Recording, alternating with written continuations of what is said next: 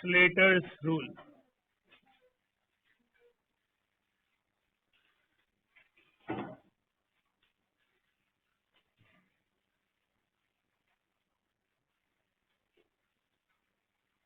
It is used to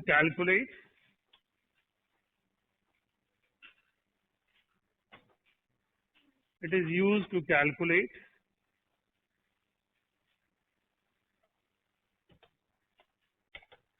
screening constant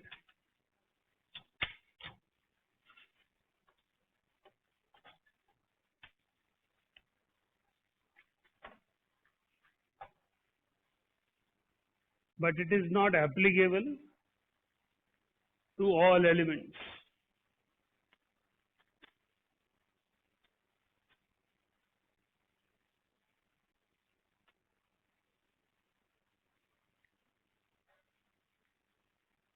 Before calculating screening,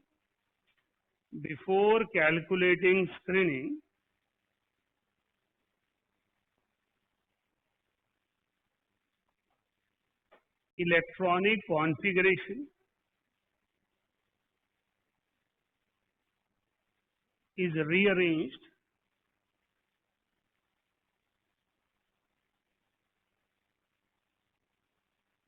as per their shell number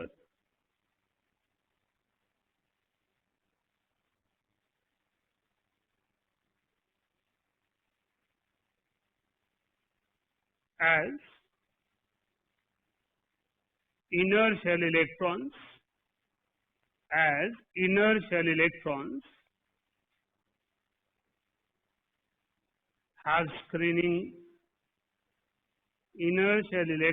have screening ability.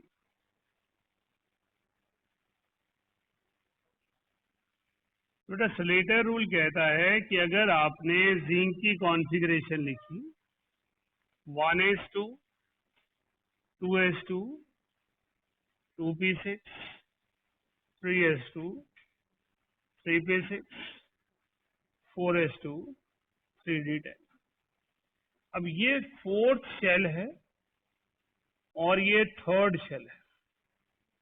आपने 3D को 4s के बाद भरा है क्योंकि 3D की एनर्जी ज्यादा है, 4s की एनर्जी कम है, लेकिन 3D थर्ड शेल में है और 4s फोर्थ शेल में है।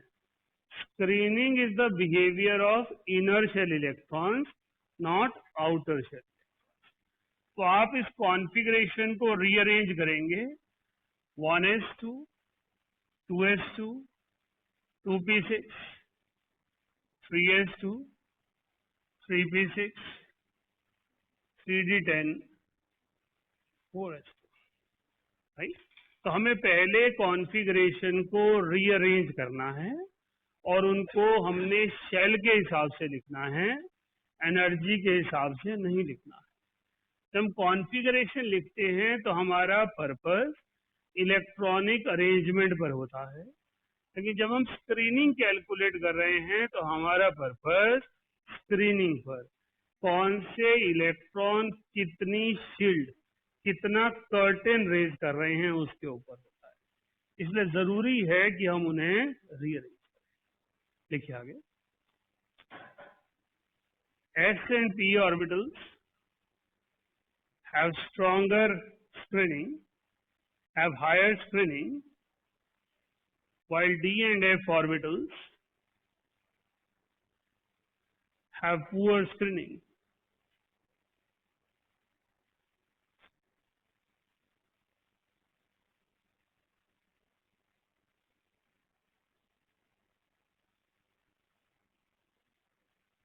So S and P are collectively placed in one bracket.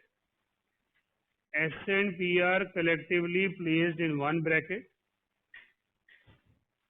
while D and F in other bracket. While D and F in other bracket.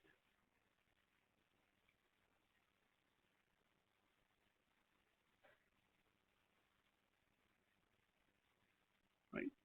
तो हम जब कॉन्फ़िगरेशन लिखेंगे before screening, हम इसको इस ढंग से एनक्लोज करेंगे।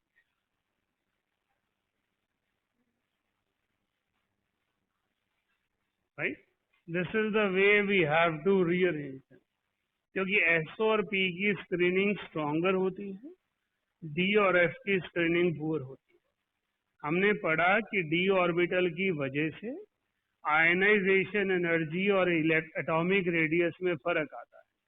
हमने बोरॉन फैमिली पढ़ी और हमने कहा गैलियम का साइज छोटा हो जाता है और थेलियम की आयनाइजेशन एनर्जी एक्सेप्शनली हायर हो जाती है, क्योंकि डी और एफ की स्क्रीनिंग का ऐसा इफेक्ट. क्लियर हो गया? So this is the way we work upon screening. Before we make calculation, we rearrange them, place in the brackets, then only we start with. Clear हो गया? देखिए आगे हेडिंग डालिए, सब हेडिंग डालिएगा. For S and P electrons, for S and P electrons,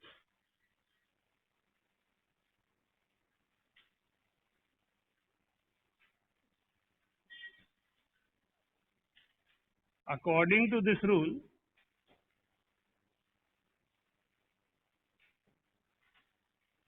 certain values are assigned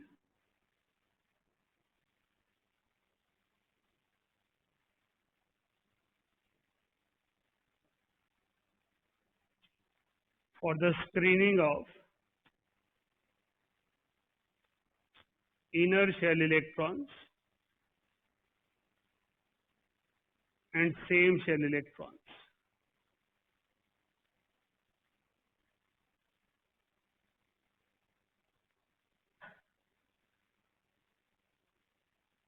तो बेटा NH shell के इलेक्ट्रॉन जिस पर्टिकुलर शेल की बात कर रहे हो उसकी स्क्रीनिंग वैल्यू है 0.35, N-1 की स्क्रीनिंग है 0.85, N-2 एंड रेस्ट ऑल जो इनसाइड हैं उनको स्क्रीनिंग कांस्टेंट की वैल्यू दी गई 1.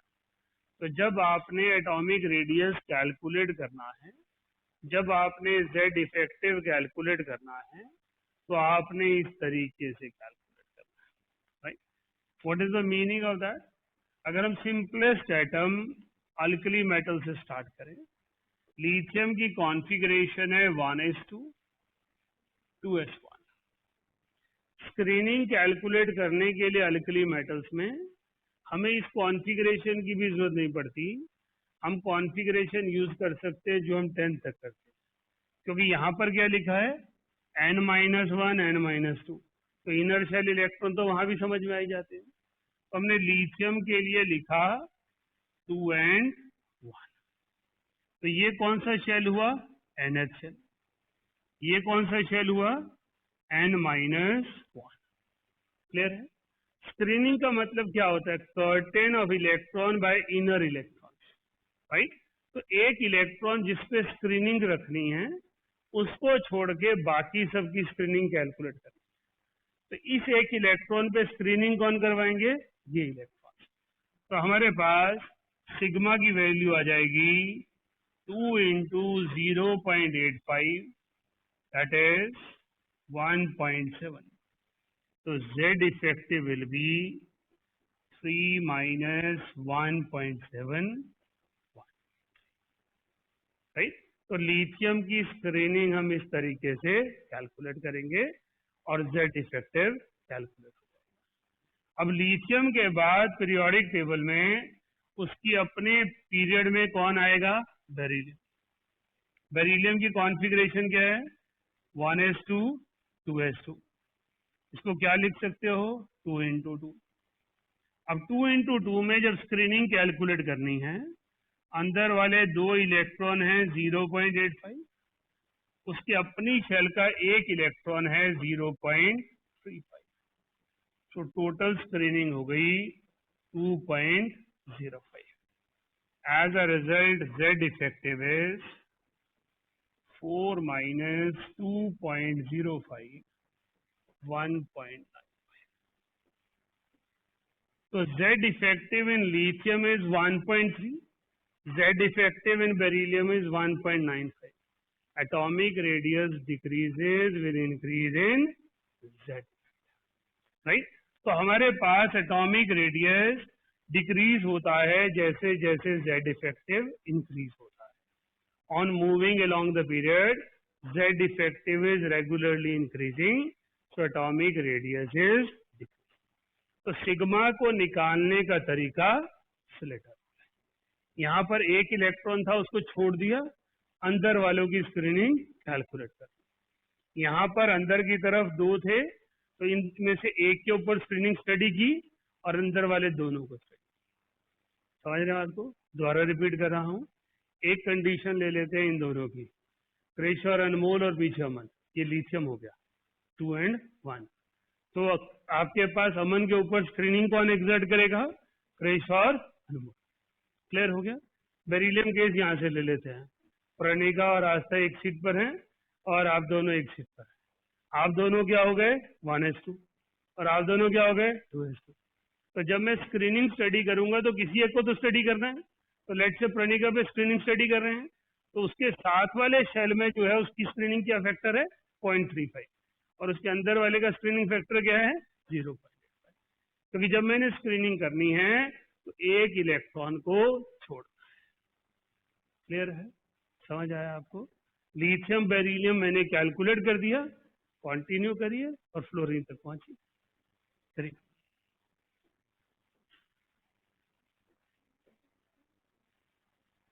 एक दूसरे से कोई क्वेश्चन ना पूछे प्लीज, मुझसे पूछे जो पूछना है। हाँ जी, साथ वाला इलेक्ट्रॉन भी रिपल्शन तो करेगा ना। Screening is a combination of repulsion and a curtain. Inter electronic curtain का मीनिंग क्या है? देखो, इलेक्ट्रॉन कोई फिक्स चीज नहीं है, कर्टेन फिक्स चीज का होता है। लेकिन हम एक तरह से इंटर इलेक्ट्रॉनिक रिपल्शन को स्क्रीनिंग का नाम दे रहे हैं कि उस इलेक्ट्रॉन की मूवमेंट की वजह से एक कर्टेन क्रिएट हो गया जो न्यूक्लियर फोर्स को पेनिट्रेट नहीं कर देता। राइट? दो इलेक्ट्रॉन है ना, तो दूसरा इलेक्ट्रॉन रिपेल तो करेगा एक इलेक्ट्रॉन। आप कुछ पूछ रहे? स्लेटर रूल सबके लिए नहीं है। स्लेटर रूल जिन पे लग जाए बस उन पे लगाते हैं। आपसे पूछेंगे ही नहीं किसी और पे, जिस पे पूछ रहे हैं उस पे लगा दो, सब पे लगेगा। इसीलिए तो एल्रोड रॉशो स्केल एटॉमिक नंबर 10 तक लगता है ना। एल्रोड रॉशो स्केल लिखा था ना आपने, जिसमें आपने जेड इफेक्टिव लिखा था, तो जेड इफेक्टिव वो बिना इसके नहीं निकलेगा, और एटॉमिक नंबर 10 तक वो मोस्ट सक्सेसफुल रूट। करो शुरू। कोई कंफ्यूजन है तो क्वेश्चन पूछो। बेटा n-1 होता है जो शेल ले रहे हो उसके अंदर वाला शेल, और n-2 उससे भी अंदर वाला। ये अल्टीमेट शेल है, ये पेनल्टीमेट शेल है, ये एंटी पेनल्टीमेट है। अभी आपको फ्लोरीन तक n-2 की जरूरत पड़ेगी ही नहीं। आपके लिए n शेल होगा और n-1 होगा। n-2 और इनवर्ट की जरूरत नहीं है। वो कहाँ आएगी वो बाद में समझाता हूँ, पहले छोटे छोटे तो कर लो बेटा। क्योंकि n-1 की जो स्क्रीनिंग फैक्टर है वो 0.85 है, तो हर इलेक्ट्रॉन की स्क्रीनिंग क्या है? 0.85। इलेक्ट्रॉन कितने हैं? 2, इसलिए 2 into 0.85। सेम शेल के इलेक्ट्रॉन की 0.35। या दो इलेक्ट्रॉन थे इसलिए एक इलेक्ट्रॉन की 0.3। लिथियम में एक ही था ना, तो वो खुद को थोड़ा स्क्रीन करेगा, तो खुद को थोड़ा रिपेल करेगा। तुझे डिस्ट्रैक्ट कौन करेगा? सार्थक। सार्थक कौन डिस्ट्रैक्ट करेगा? तू। है? तो अपने आप को थोड़ा हम डिस्ट्रैक्ट कर रहे हैं, अपने आप को थोड़ा रिपेल कर रहे हैं। एक इलेक्ट्रॉन पे स्क्रीनिंग स्टडी करोगे तो दूसरे को पकड़ोगे ना। अब सपोज ये नोटबुक रखी मैंने, जब मैंने पहली बार स्क्रीनिंग समझाई थी, मैंने क्या समझाया था कि आप सभी ने गेम खेली है, नेल ऊपर रख के नीचे मैग्नेट घुमा के। ऊपर नेल है ही नहीं है, मैग्नेट घुमाए जा रहा हूँ, कोई फायदा उसका नहीं ना। तो जो ऊपर एक नेल है वो एक इलेक्ट्रॉन है। भाई कोई एक इलेक्ट्रॉन देखना है जिसके ऊपर स्क्रीनिंग देखनी है।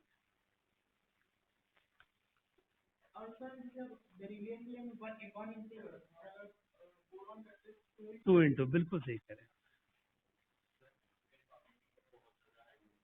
स्लेटर रूल वहां तक लगता ही नहीं, और बहुत हाई हो तो फिर आपको प्रैक्टिस सारी करनी पड़ेगी। सब पे लगाओ।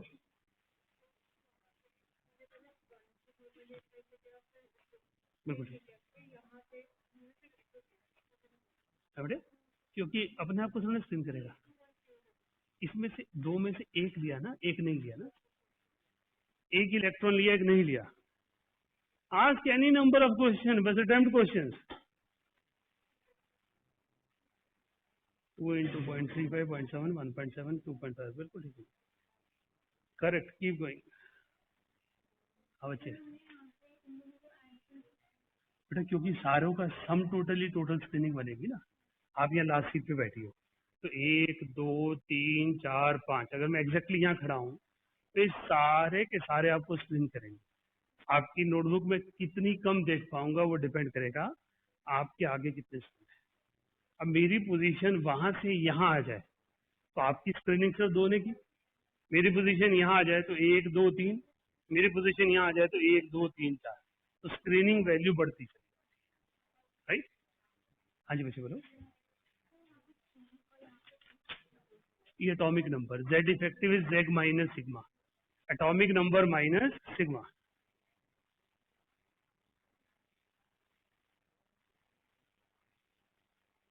फटाफट कर, तुम्हें देखना तू कैसे करेगी, ठीक है। आ गया जी। हाँ जी, नहीं नहीं बेटा, ये एक ही शेल है ना, आपने अलग अलग लिखा है। 2,3 है, 1s2 2s2 2p1 है, तो 2s2 2p1 तो एक ही ब्रैकेट है ना।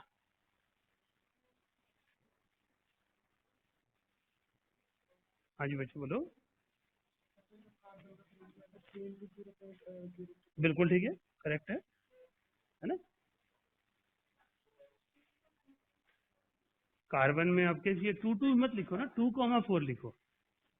वैलेंस शेल में तो 4 है ना। बोरॉन पहुंच गए सारे।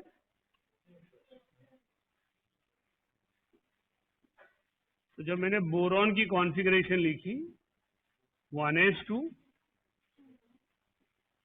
2s2 2p1, साथ अगर कोई चीज कंफ्यूज करी आपको तो आप दोबारा से ना ऐसे लिखिए। तो मैंने स्लेटर रूम में पहले लिखा था ना, मैंने क्या लिखा था कि यहाँ पर ब्रैकेट्स ऐसे लगाने, ताकि आपको ध्यान रहे कि किसको इकट्ठा लेना है। तो 2s2 2p1 को इकट्ठा लेना है, वो एक ही जगह है। तो मेरे पास स्क्रीनिंग की वैल्यू हो गई, ये मैं लिखूंगा n-1 और ये मैं लिखूंगा n, राइट। तो यहाँ पर हो गया 2 इंटू 0.85, ये हो गया 2 इंटू 0.35, ये वैल्यू आ गई 2.4। तो z effective is z minus sigma, that is 5 minus 2.4, 2.6। Clear है, सबकी वैल्यू ये है। बोरॉन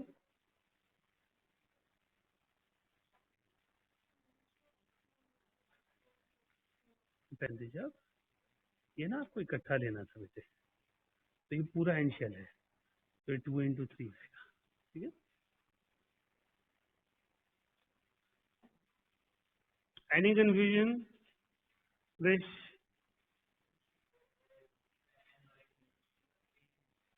बेटा एक इलेक्ट्रॉन पर बाकियों की स्क्रीनिंग स्टडी करनी है। टोटल इलेक्ट्रॉन 3 है, तो एक इलेक्ट्रॉन के ऊपर बाकी 2 इलेक्ट्रॉन रिपल्शन करेंगे। तीनों की रिपल्शन नहीं ना हो सकती, तीनों किस पर रिपल्शन करेंगे, राइट।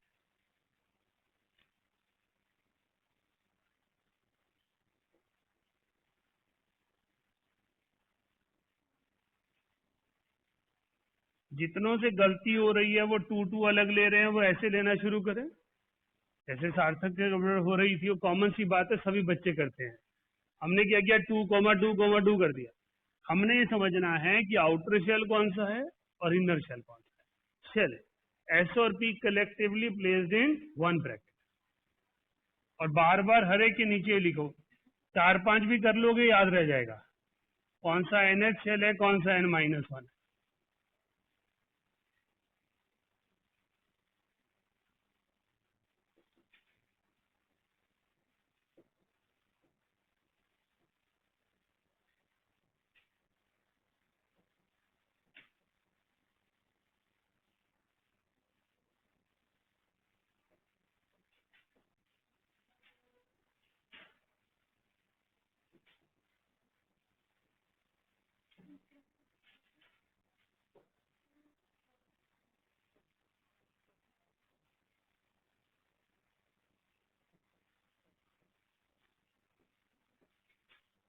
तो बोरॉन का सिग्मा आया था 2.4, जेड इफेक्टिव आया 2.6, कार्बन का सिग्मा आया 2.75 और जेड इफेक्टिव आया 3.2।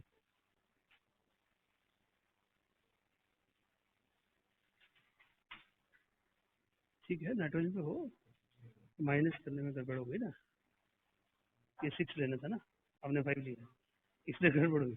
माइनस की गड़बड़ नहीं थी, वैल्यू की गड़बड़ थी। हाँ, नियॉन पे भी स्टडी तो हो सकता है। हम स्लेटर रूल लगा रहे हैं, हम कुछ और बात ही नहीं कर रहे हैं। Slater rule is not valid for all. अगर Slater rule as it is 100% valid होता तो मैं रेडियस और आयनाइजेशन एनर्जी पढ़ाने से पहले स्लेटर पढ़ा था, एंड में नहीं पढ़ा था। एंड में इसलिए पढ़ा रहा हूँ कि आपके पास अवेयरनेस होनी चाहिए कि अगर किसी ने पूछा कैलकुलेट स्ट्रेनिंग कांस्टेंट, आपको आता। अगर मैं ये पहले पढ़ा था तो जो 4 ऑर्डर सही आते आप सोचते यही रूल सही है, हर जगह लगाना है, और कुछ ऑर्डर सही होते कुछ गलत हो जाते। हाँ जी, फ्लोरीन अगला नियम तक कर लो, सेकंड पीरियड तो पूरा कर लो, सेकंड पीरियड पूरा कर लो। सबसे सक्सेसफुल अरेंजमेंट है स्लेटर का सेकंड पीरियड।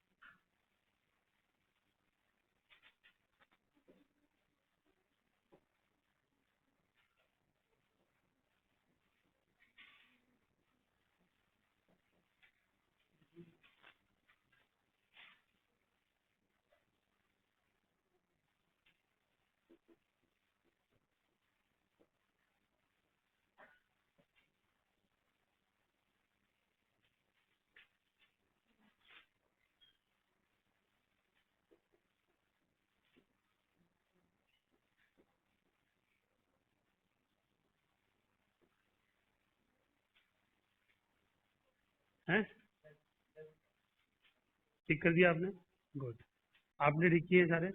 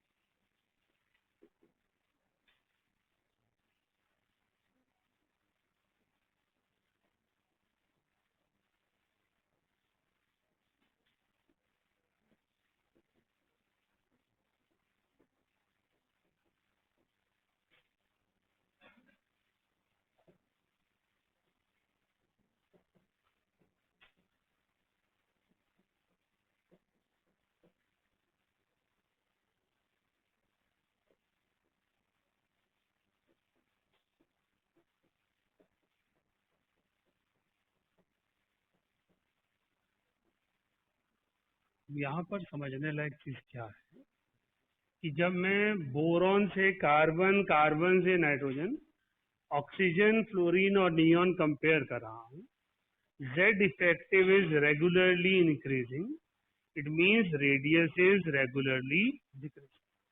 जब हम बात करते हैं, जैसे निशान ने पूछा कि एटॉमिक रेडियस नियॉन का बड़ा है, फ्लोरीन का छोटा है, हम वो चीज यहाँ नहीं लगा सकते क्योंकि वो एवरेज ऑफ टू रेडियाई है. हम ये कह सकते हैं कि वंडरवॉल रेडियस ही कंपेयर कर रहे हैं, 6 के 6 एलिमेंट का कंपेयर कर रहे हैं, और सबका एटॉमिक रेडियस डिक्रीज हो रहा है regularly from left to right up to noble gas. क्योंकि हम रेडियस की बात यहाँ कर ही नहीं रहे, हम सिर्फ जेड इफेक्टिव स्टडी करना चाहते हैं, स्लेटर रूल के जरिए जानना चाहते हैं इफेक्टिव नंबर एटॉमिक नंबर में क्या वेरिएशन आ रहे हैं. क्लियर हो गया? अभी आप ये सेम चीज कैलकुलेट करेंगे अल्कली मेटल्स के लिए down the group, lithium, sodium, potassium, rubidium. लेकिन उसके लिए आप ऐसा नहीं करेंगे, आप पुरानी कॉन्फ़िगरेशन यूज करेंगे. Lithium, sodium, potassium,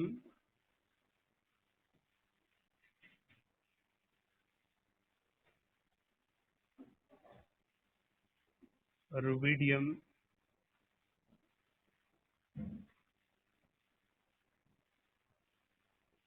and caesium.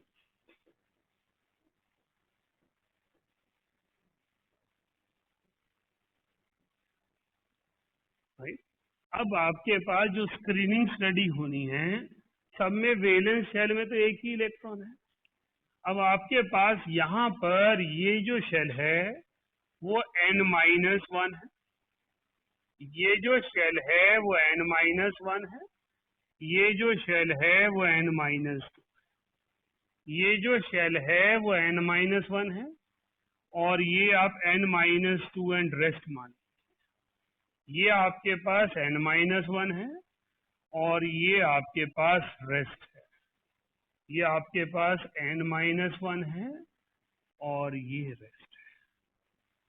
This is the way we have to apply Slater. 3, 11, 19, 37, 55. Calculate कीजिए सबका स्क्रीनिंग जेड वैल्यू करें.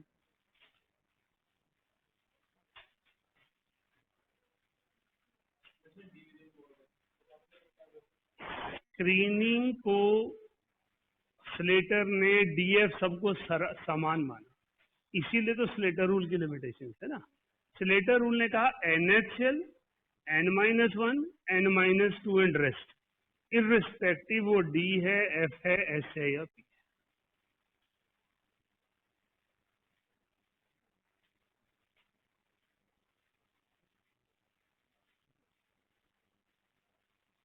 बीच से हम तो कर ही रखा था बेटे, पीछे से कैरी कर लेते तो बाद में.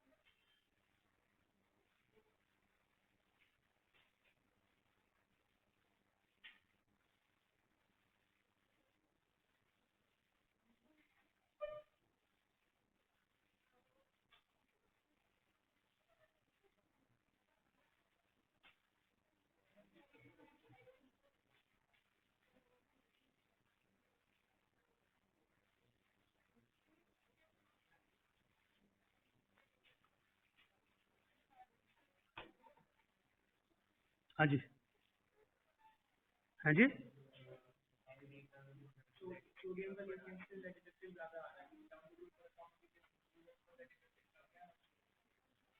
मुझे तो पता नहीं, स्लेटर ने अगर ऐसा कहा है तो आ रहा होगा, तो आ रहा होगा। तो स्लेटर जाने, स्लेटर क्यों हम जाने। ये कह रहे हैं कि जेड इफेक्टिव की वैल्यू जो लिथियम से सोडियम की आ रही है वो ज्यादा आ रही है, सोडियम की ज्यादा है। कोई बात नहीं, छोड़ो ना, सारे अपना अपना काम करो। जेड इफेक्टिव कम होना चाहिए ना, साइज बड़ा हो रहा है। लिखते जाओ, स्लेटर रूल लगा रहा हूँ मैं एक कंसेप्ट थोड़ा पढ़ा रहा हूँ। ये कहाँ रह गया, फ्रीज हो गया भाई, छोटा सा।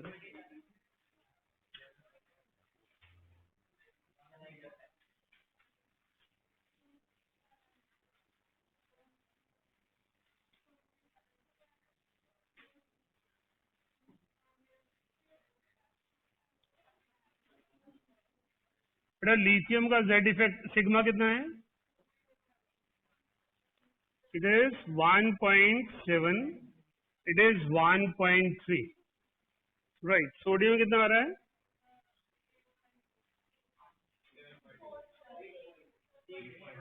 8.8, तो ये आ गया 2.2। कोई बात नहीं, स्लेटर रूल कह रहे हैं ना, हम थोड़ा कह रहे हैं। इसीलिए तो स्लेटर रूल लगाते नहीं ना। We apply Slater rule up to atomic number 10। ये ऑर्डर इसलिए दिया है कि आपको समझा सकूं कि स्लेटर रूल क्यों नहीं लगाते। लगाओ तो सही, खुद को अपील तो तभी करेगा। सबकी 2.2 आएगी, पता है मुझे, सेम आएगी, इसीलिए तो लगाया नहीं। हाँ जी, सबका 1। हाँ बेटा, वो तो टोटल इकट्ठे कर दो, 10 into 1।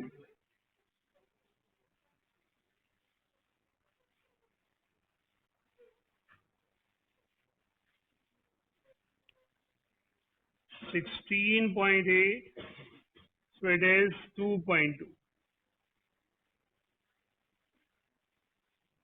34.8, so it is 2.2।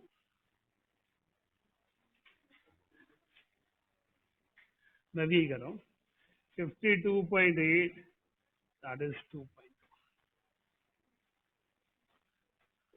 तो हमारे पास स्लेटर रूल इसलिए नहीं लगता क्योंकि ये सारे ऑर्डर्स नहीं समझा। Slater's rule is very effective till atomic number 10, and major properties, if you take up any book, it is only up to atomic number 10। सारे क्वेश्चन सभी बुक्स में सेकंड पीरियड के हैं। Lithium, sodium, potassium, rubidium, lithium, beryllium, boron, carbon. अगर आप सही ढंग से बुक्स की प्रैक्टिस कर लें तो सारे ऑर्डर याद ही हो जाएंगे, क्योंकि मोर और लेस घुमा फिरा के फिर वही ये सिर्फ 7 एलिमेंट हैं जिसकी वजह से सब कुछ होता है, right. Why Slater rule is not taught to you earlier? This is the reason. Because if it has been taught to you earlier, आप कोई भी रीजनिंग डेवलप ही ना करते, सारे क्वेश्चन ही गलत होता है। ये तो कह रहा है सोडियम, पोटाशियम, रुबिडियम, सीजियम चारों का रेडियस बराबर है। ऐसा बिल्कुल नहीं है, चारों की रिएक्टिविटी में बहुत फर्क है।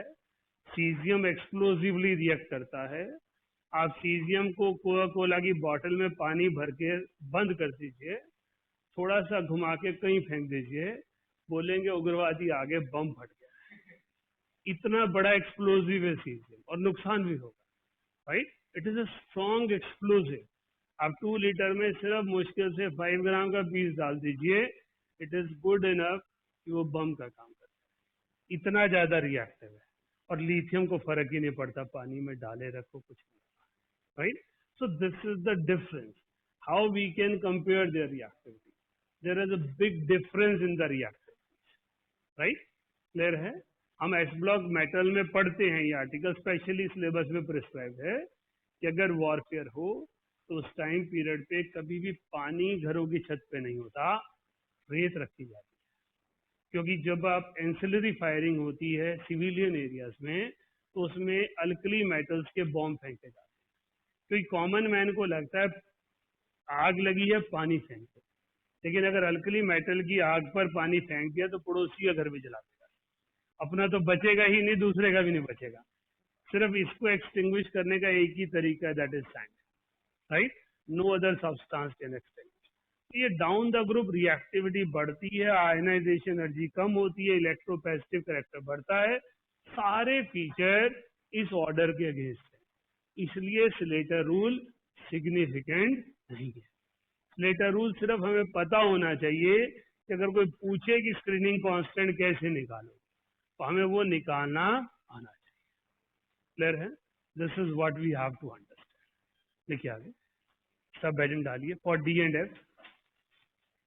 For D and F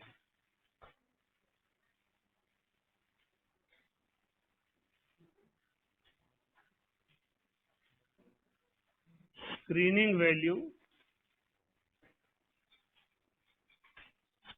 values are, ये लिख लीजिए, NF is 0.35, n-1 and rest is 1। तो यहाँ पर 0.85 वाला कोई फैक्टर नहीं है।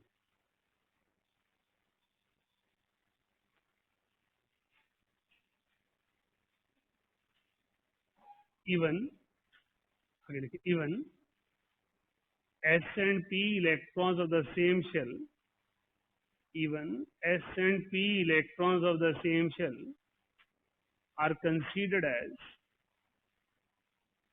n-1,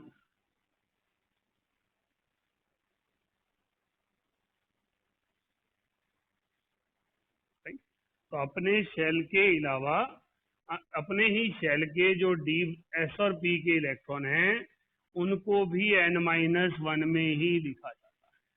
तो ये भी सारा का सारा n-1 का ही पार्ट है। तो we have to consider all these electrons as part of n-1। Clear हो गया? चलिए फिर क्वेश्चन लिखिए।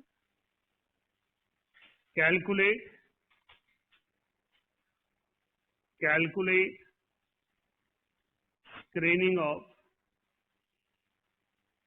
screening for an electron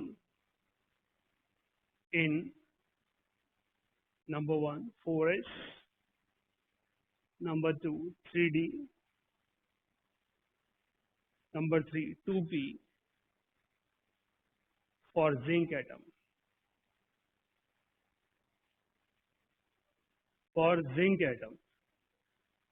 right? तो हमने 4s 3d 2p इन तीनों के लिए स्क्रीनिंग निकालनी है जिंक एटम, ताकि हम समझ पाएं कि स्क्रीनिंग पढ़ने का फायदा क्या है। स्क्रीनिंग कहता है कि यहाँ पर न्यूक्लियस है, इसकी फोर्स ऑफ अट्रैक्शन इन सारी ऑर्बिटल्स के लिए डिफरेंट है, इसलिए आप एक पर्टिकुलर ऑर्बिटल के लिए डायरेक्टली न्यूक्लियर फोर्स Z नहीं ले सकते, आपको इफेक्टिव Z लेना होता है, क्योंकि स्क्रीनिंग वैल्यू इज 4s वाले के लिए ये सारे स्क्रीनिंग करेंगे, 3d के लिए ये सारे करेंगे, 4s नहीं करेगा, 2p के लिए ये करेंगे, बाकी नहीं करेंगे। Screening is the feature of inner shell, it is not the feature of outer shell. जो पीछे बैठे हैं वो आगे वालों को स्क्रीन नहीं करते, जो आगे बैठे हैं सिर्फ वही स्क्रीन करते हैं। चलिए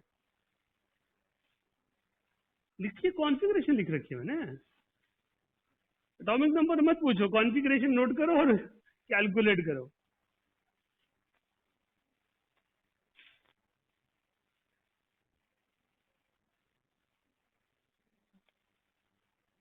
आप रिलेट कर पा रहे हो? आप रिलेट कर पा रहे हो क्या, इसमें क्या कंफ्यूजन क्या है? क्योंकि तो सारी नई चीजें, इनका किसी से लेना देना नहीं है। बोलो।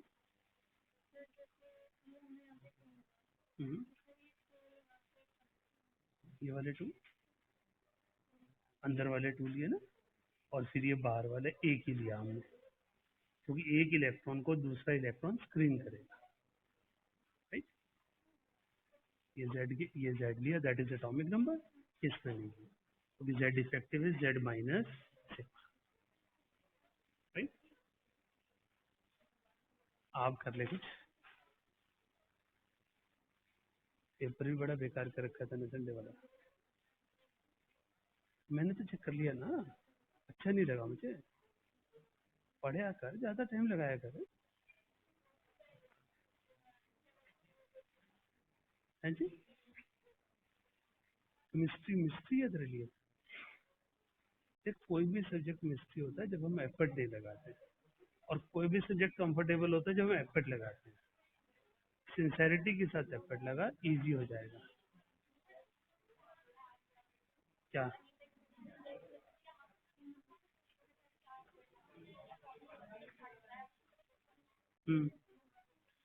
स्कूल मैच है। हम्म हम्म तो यहाँ पे डिफिकल्ट कराया तो वहाँ पे आसान हो गया, तो आसान हो गया ना। वो नया चैप्टर शुरू करने से इंफॉर्मेशन बेस्ड चीज़ें आसान होती हैं, जब रीजनिंग लगानी होती है तो इनिशियली डिफिकल्ट होती है, और रीजनिंग लगाते हैं तो मेमोरी में लॉन्ग लास्टिंग होता है, आसान हो जाता है। भाई पढ़ा कर, कोशिश कर, खुद कैलकुलेट कर, जिद्दी सी रहती है, फिर तेरा दिल नहीं करता, फिर तो मस्करी सी करती रहती है, पढ़ा कर, एफर्ट लगा।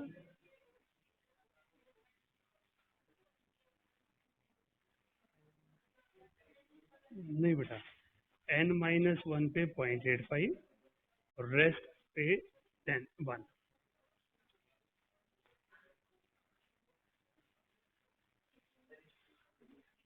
कोई बात नहीं बेटा, बेटा जब मैं 4s के लिए यूज करूंगा तो 4s के लिए ये हो गया n, ये सारा हो गया n-1, और ये सारा हो गया rest. This is for 4s electron. पानी बोलिए। नहीं नहीं बेटा, आप जब एस शेल के लिए स्टडी कर रहे हैं तो 3 डिफरेंट वैल्यू है, 0.35, 0.85 एंड 1। तो जब मैं सिग्मा कैलकुलेट कर रहा हूँ 4s के लिए कर रहा हूँ, तो इन 10 इलेक्ट्रॉन्स की वैल्यू है 1, इन 18 इलेक्ट्रॉन्स की वैल्यू है 0.85, इस एक इलेक्ट्रॉन की वैल्यू है 0.35।